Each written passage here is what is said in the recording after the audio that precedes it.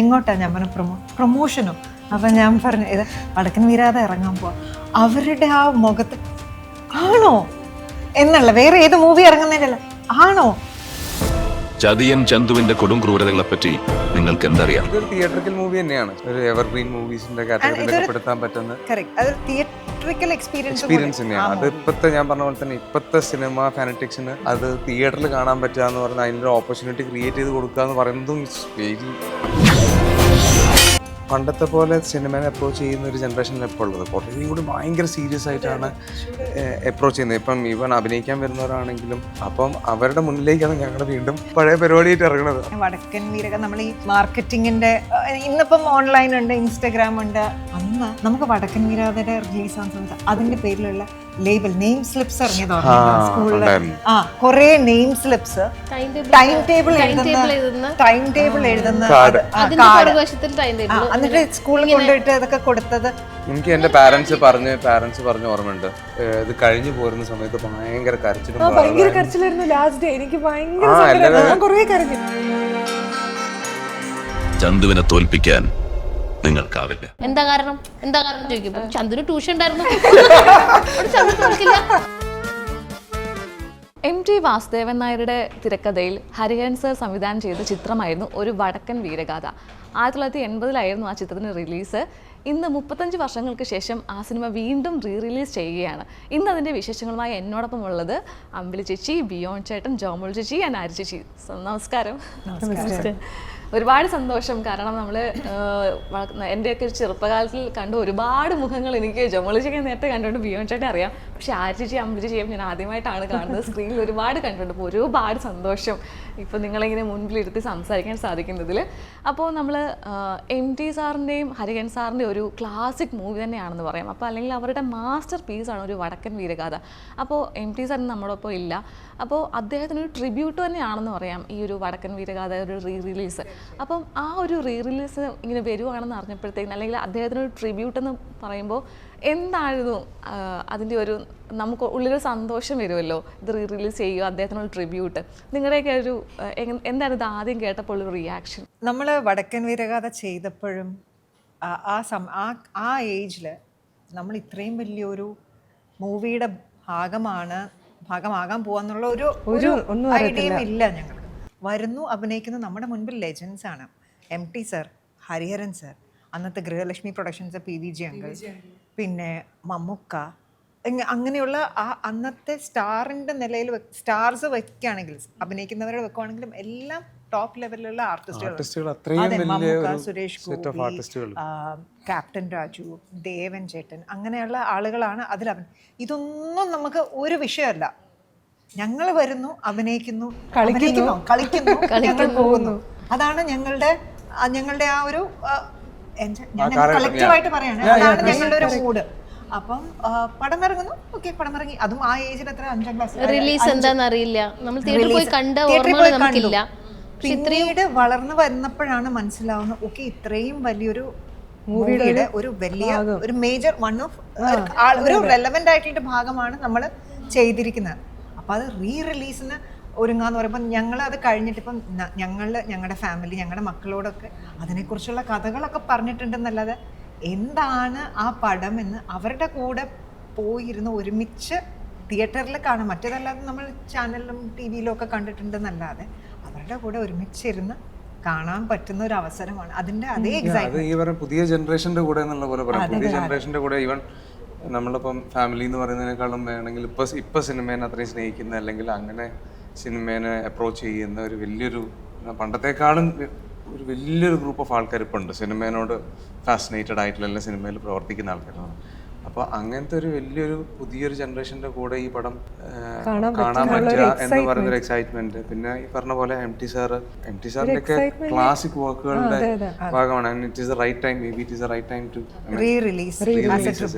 ഒരു എക്സൈറ്റ്മെന്റിനേക്കാളും ഒരു പ്രൗഡ് മൊമെന്റ് ആണ്. കാരണം അതിൻ്റെതായ ഒരു സന്തോഷവും ഞങ്ങൾക്കുണ്ട്. അത് എന്ന് വെച്ച് കഴിഞ്ഞാൽ ഇപ്പം ഇന്ന് രാവിലെ തന്നെ ഇറങ്ങിയപ്പം വീട്ടിൽ നിന്ന് ഇറങ്ങിയപ്പോൾ ഇതിനു വേണ്ടി ഇറങ്ങിയപ്പം നെയ്ബേഴ്സ് ഉണ്ടല്ലോ, അപ്പോൾ താഴെ കാണുമ്പോൾ നമ്മൾ വിശേഷം ചോദിക്കും, എങ്ങോട്ടാ? ഞാൻ പറഞ്ഞു പ്രൊമോഷനോ. അപ്പം ഞാൻ പറഞ്ഞു ഇത് വടക്കൻ വീരാതെ ഇറങ്ങാൻ പോവാ. അവരുടെ ആ മുഖത്ത് ആണോ എന്നുള്ള വേറെ ഏത് മൂവി ഇറങ്ങുന്നതിനല്ല ആണോ എന്നുള്ള ആ ഒരു എക്സ്പ്രഷൻ അതിൽ തന്നെ മനസ്സിലാവും ഹൗ എക്സൈറ്റഡ് എല്ലാവരും. തിയേറ്ററിക്കൽ മൂവി തന്നെയാണ് ശരിക്കും പറഞ്ഞു കഴിഞ്ഞാൽ ഒരു എവർഗ്രീൻ മൂവീസിന്റെ കാറ്റഗറിയിലൊക്കെ പെടുത്താൻ പറ്റുന്ന കറക്റ്റ് അതൊരു തിയേറ്ററിക്കൽ എക്സ്പീരിയൻസ് തന്നെയാണ്. അത് ഇപ്പത്തെ ഞാൻ പറഞ്ഞ പോലെ തന്നെ ഇപ്പത്തെ സിനിമ ഫാനറ്റിക്സിന് അത് തിയേറ്ററിൽ കാണാൻ പറ്റുക എന്ന് പറഞ്ഞാൽ അതിനൊരു ഓപ്പർച്യൂണിറ്റി ക്രിയേറ്റ് ചെയ്ത് കൊടുക്കുക എന്ന് പറയുന്നതും ഇറ്റ്സ് വെരി ഹ്യൂജ്. കാരണം അങ്ങനത്തെ ഒരു ക്രാഫ്റ്റ് കാണേണ്ടതാണ്. അത് തിയേറ്ററിൽ കാണാനുള്ളൊരു പോസിബിലിറ്റി അല്ലെങ്കിൽ അങ്ങനത്തെ ഒരു ഓപ്പർച്യൂണിറ്റി കിട്ടുക എന്ന് പറയുന്നത് ഇറ്റ്സ് ഹ്യൂജ്.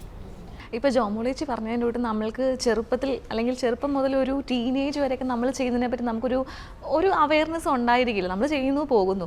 അപ്പോൾ നമ്മുടെ ലൈഫിൽ സമയം കഴിയുന്തോറുമായിരിക്കും നമ്മൾ പഴയ കാര്യങ്ങളൊക്കെ ആലോചിക്കുമ്പോൾ നമുക്ക് ഒരു പ്രൗഡ് മൊമെൻറ്റ് തോന്നാം, അല്ലെങ്കിൽ റിഗ്രറ്റ് തോന്നാം, ഹാപ്പിനെസ് തോന്നാം, സാഡ്നെസ് തോന്നാം. ഇങ്ങനെയുള്ള ഇമോഷൻസ് ഒക്കെ പിന്നീടായിരിക്കും നമുക്ക് ഉണ്ടാകുന്നത്. അപ്പോൾ ഈ വടക്കൻ വീരകഥയിൽ നിങ്ങൾ വന്ന് ചെയ്ത് കഥാപാത്രങ്ങൾ പോയി കഴിഞ്ഞാൽ നിങ്ങൾക്ക് അതിനെപ്പറ്റി ഒന്നും ഒരു അവയർനെസ് ഇല്ല, വന്നു ചെയ്തു പോയി. പക്ഷെ പിന്നീട് ഇപ്പോൾ ഈ ഒരു പോയിന്റിലെത്തി നിൽക്കുമ്പോഴായിരിക്കും, അല്ലെങ്കിൽ ഇതിന് മുമ്പ് എപ്പോഴെങ്കിലുമൊക്കെ ഒരു തിരിഞ്ഞുനോട്ടം നടത്തുമ്പോഴായിരിക്കും ഓക്കെ ഇത്രയും വലിയ ലെജൻസിനൊപ്പമാണ് ഞങ്ങൾ ചെയ്തത്, അല്ലെങ്കിൽ എന്താണ് ചെയ്ത് വെച്ചതെന്നുള്ളതെന്ന് തിരിഞ്ഞു നോക്കുമ്പോഴത്തേക്കും നമുക്ക് ആര്ജി പറഞ്ഞൊരു പ്രൗഡ് മൊമെൻ്റ് ആണല്ലോ. അത്രയും വലിയൊരു ക്രൂവിനൊപ്പം ചെറിയ പാർട്ടെങ്കിലും ആവാൻ പറ്റുന്നതന്നെ വളരെ നമുക്കൊരു പ്രൗഡ് മൊമെൻ്റ് ആണ്. അപ്പോൾ ഇപ്പം നിങ്ങളൊക്കെ ആ ഒരു പെർഫോമൻസ് എടുത്ത് നോക്കുമല്ലോ, അല്ലെങ്കിൽ എപ്പോഴെങ്കിലുമൊക്കെ TV-യിലൊക്കെ വരുമ്പോൾ നമ്മൾ ചിലപ്പോൾ നമ്മുടെ തിരക്കിനിടയ്ക്കാണെങ്കിലും ഇടയ്ക്കൊക്കെ അത് കണ്ടുപോകുമല്ലോ. അപ്പോൾ ഈ ആ പെർഫോമൻസിനെ പറ്റി തിരിഞ്ഞു നോക്കുമ്പോൾ എന്താണ് നമുക്ക് സ്വയം വിലയിരുത്തുന്നത്? അത് മാത്രമേ ഉള്ളൂ അതിൽ. അല്ല പ്രൗഡ് മൂമെന്റ്സ് ഒക്കെ ശരിയാണ്. പക്ഷെ തിയേറ്ററിൽ ആദ്യത്തെ ഷോ കാണുന്നത് ടെൻഷൻ ഇതായിരിക്കും. കുട്ടികളെ കൂടെ ഒക്കെ ഇരുന്നിട്ടല്ലേ നമ്മൾ കാണുന്നത്, നമ്മുടെ കുട്ടികളെ കൂടെ. പിന്നെ ഈ പറഞ്ഞ പോലെ പണ്ടത്തെ പോലെ സിനിമയെ അപ്രോച്ച് ചെയ്യുന്ന ഒരു ജനറേഷനിൽ ഇപ്പോൾ ഉള്ളത് കുറച്ചും കൂടി ഭയങ്കര സീരിയസ് ആയിട്ടാണ് അപ്രോച്ച് ചെയ്യുന്നത്. ഇപ്പം ഈവൻ അഭിനയിക്കാൻ വരുന്നവരാണെങ്കിലും maybe they have the idea about the camera അല്ലെങ്കിൽ എഡിറ്റിങ്ങും അല്ലെങ്കിൽ സ്ക്രീൻ പ്ലേ കാര്യങ്ങളെ കുറിച്ച് ഭയങ്കരമായിട്ടുള്ള നോളജ് ഇപ്പൊ ചെറിയ കുട്ടികൾക്ക് വരെ ഭയങ്കരമായിട്ടുണ്ട്. അപ്പം അവരുടെ മുന്നിലേക്കാണ് ഞങ്ങൾ വീണ്ടും പഴയ പരിപാടിയായിട്ട് ഇറങ്ങുന്നത്. അപ്പം ഒബ്വിയസ്ലി അതിന്റെ പ്രൗഡ് മൂമെന്റും ഉണ്ട്, എക്സൈറ്റ്മെന്റും ഉണ്ട്. അതിന്റെ കൂടെ ഈ പറഞ്ഞ ആദ്യത്തെ ഇത്രയും വലിയ ഒരു പുതിയൊരു ജനറേഷന്റെ കൂടെ ഇരുന്നത് കാണുക എന്ന് പറയുന്നത് ചെറിയൊരു ഒരു ടെൻഷൻ എങ്ങനെ ഇവരിത് എടുക്കും എന്നുള്ളത്. നമ്മളന്ന് അഭിനയിച്ച് വലിയ ഇതായിട്ടിരിക്കുന്നു. ഓക്കെ, ആരശിഷി എനിക്ക് തോന്നുന്നു കുറച്ച് നാളുകൾക്ക് ശേഷം നമ്മൾ വീണ്ടും ഇപ്പോഴാണ് കാണുന്നത്. 1-2 ഇന്റർവ്യൂസ് കണ്ടതല്ലാതെ വീണ്ടും ഇപ്പോഴാണ് കാണുന്നത്. അപ്പോൾ അന്ന് സിനിമയൊക്കെ ഇറങ്ങി കഴിഞ്ഞാൽ നിങ്ങൾക്ക് കണ്ട ഒരു ഓർമ്മയൊക്കെ ഉണ്ടോ തിയേറ്ററിലൊക്കെ പോയിട്ട് ആ സിനിമ? തിയേറ്ററിൽ പോയി കണ്ടതാണ് അമ്മയുടെ അച്ഛനും കൂടെ. പക്ഷെ അത് വലിയൊരു ഓർമ്മയൊന്നുമില്ല. അതിനേക്കാളും ഓർമ്മ നിൽക്കുന്ന അതിന്റെ ഷൂട്ടിങ്ങിന് പോയതും കളിച്ചതും നിറയെ ഓർണമെന്റ്സ് ഒക്കെ ഇട്ട് ഒരുങ്ങി രാവിലെ മുതലേ ഇരിക്കും.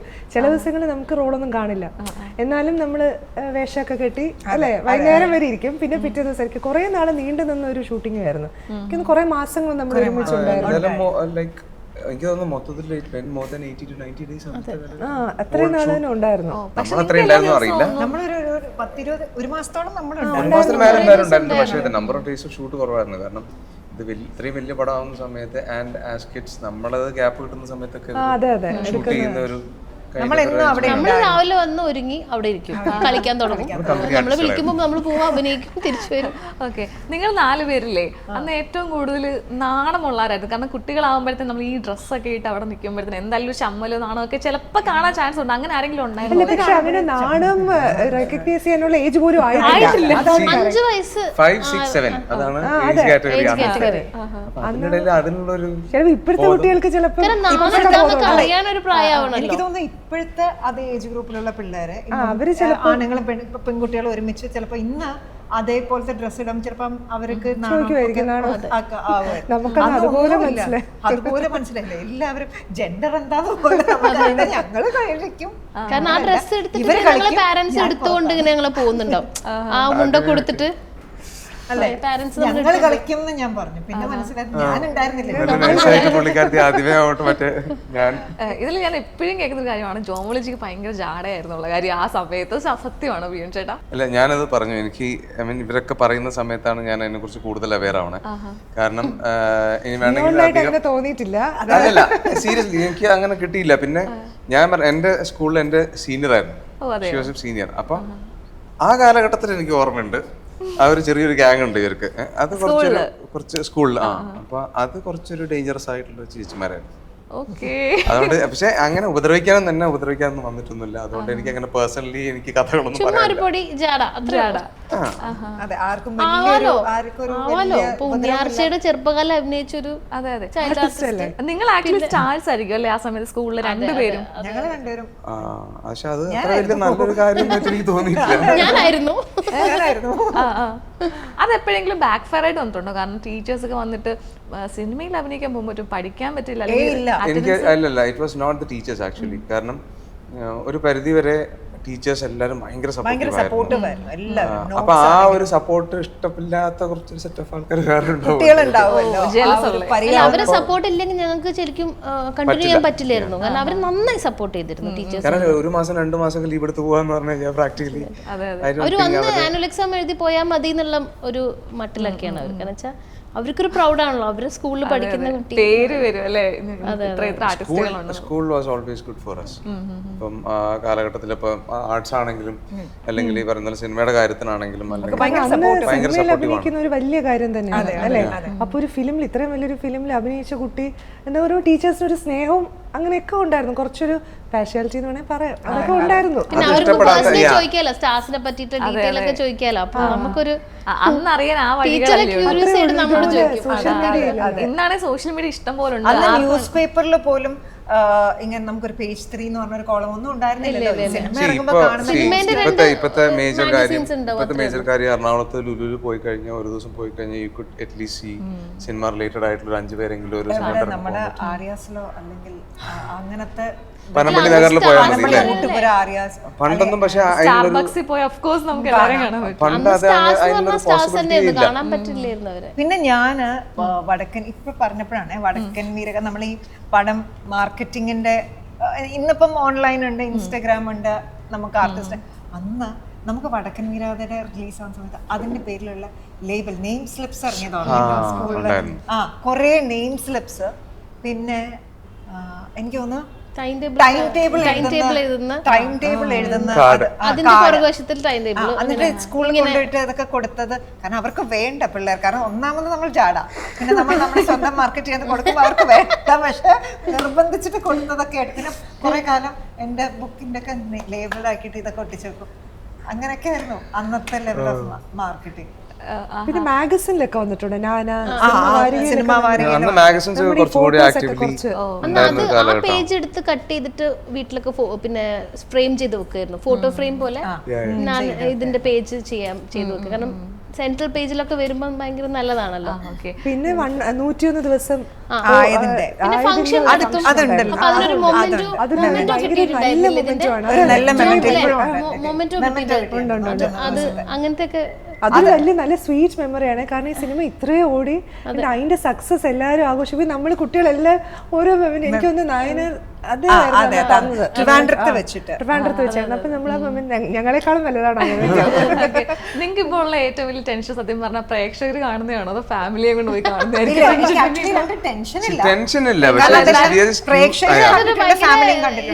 അല്ല ഒരു എക്സൈറ്റ്മെന്റ്. നമ്മുടെ കുഞ്ഞുങ്ങളൊക്കെ പോയിരുന്ന്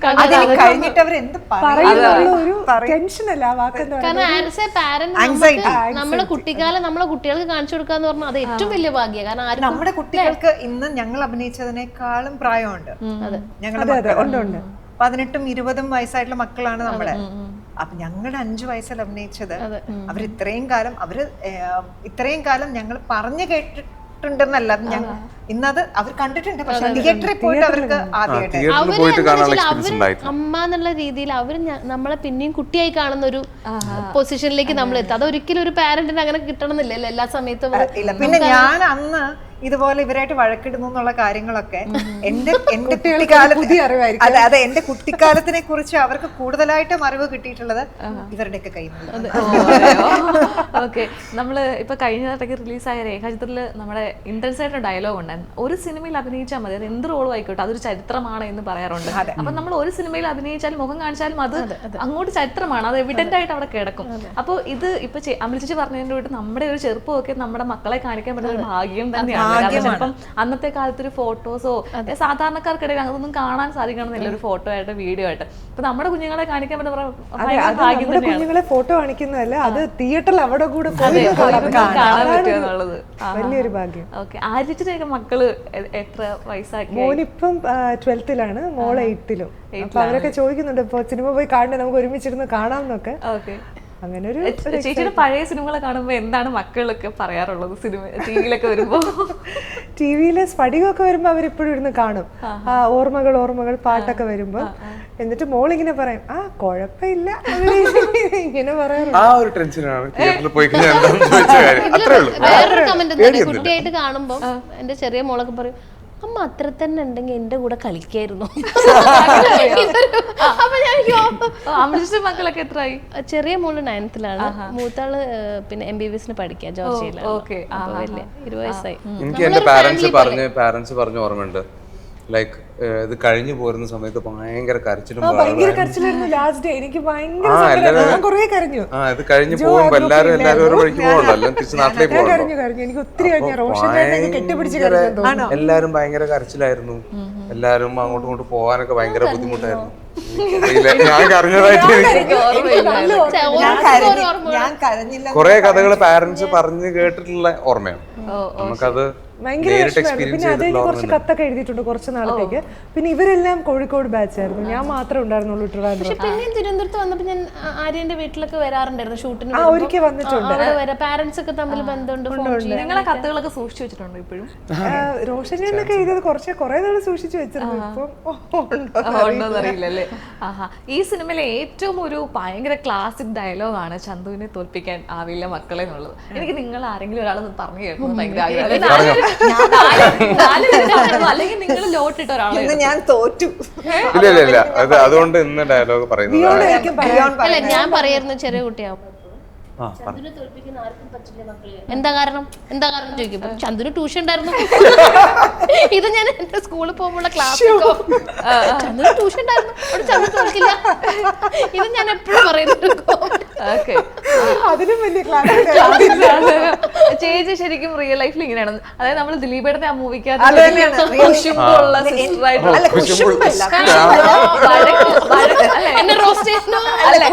വഴക്കിടുന്നല്ലേ ഇങ്ങനെ എപ്പോഴും ഇങ്ങനെ ചോക്ലേറ്റ് ഉണ്ടായിരുന്നു, ഒരു മിഠായില്ലേ വായിലിട്ട് ഇങ്ങനെ പൊട്ടി പൊട്ടി വായിക്കകത്ത് ഫുൾ മാജിക് പോപ്പ്.